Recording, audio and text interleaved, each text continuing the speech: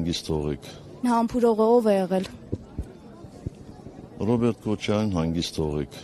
Իսկ էշին համբուրող մի հոգի չի եղել։ Շատ են եղել։ Ասում են էշին ով աճեցրեց այս տարիներին, թողեց որ գա խորհրդարան, բանտից ազատեց։ Ինչ է նշանակում թողեց, ասենք խորհրդարանի բանալիներ իմ ձեռքն էր։ Չէ, որ բանտից ազատվեց համաներմամբ, հետո մտավ քաղաքական։ Բայց մենակ ինքը չի համաներմամբ ազատվել, չէ, բանտից ազատվել են համաներմամբ հարյուրավոր մարդիկ, այդ թվում նաև ինքը, իսկ այդ համաներումը կիրառվում էր որպեսզի հասարակության մեջ թշնամանքը մեղմացվի։ Եվ ինչպես տեսակ, այդ թշնամանքը մեղմացվեց։ Անկախության հռչակագրի հրաժարումը, որի մասին այսօր բոլոր մակարդակներով խոսում են նաև իշխանական սատելիտները, էլի ուրացման արար է, թե այլ պատճառներ կան, գուցե երկխոսություն, ինչի մասին խոսում են, կամ խաղաղության գործընթաց։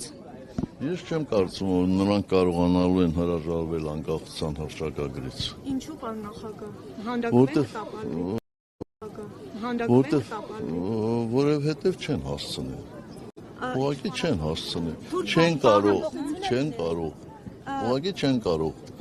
Եթե եկող կիրակի լինի հանրաքվե, ապա այդ հանրաքվեն չի կայանա։ Բոլոր ուսումնասիրությունները այդ մասին են խոսում։ Պարոն նախագահ, դա համարում եք Թուրքիայի պահանջը։ Եկեք պայմանավորվենք։ Այդ փողոցային պայքարը երբ է սպասվում։ Վալեն Սիմոնյանը ձեզ ասում է ամբողջօր հայտարարություններ անելուց առաջ հայլու մեջ նայեք, միգուցե ամաչեք։ Ինչ որ բան կա, որի համար դուք կարող եք ամաչել։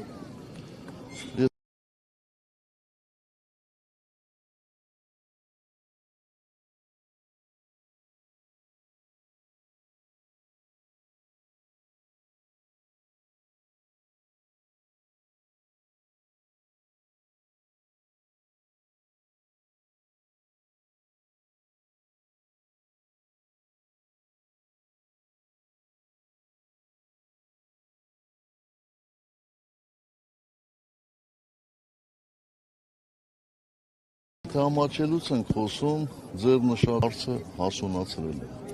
Ով են շարժումը, պարոն Սարգսյան, ասացին լինելու է։ Ով ատառաքելությունը կարողանա ստանալ։ Իսկ դուք պատրաստ եք ստանձնել երկրի ղեկավարումը նորից, պարոն նախագահ։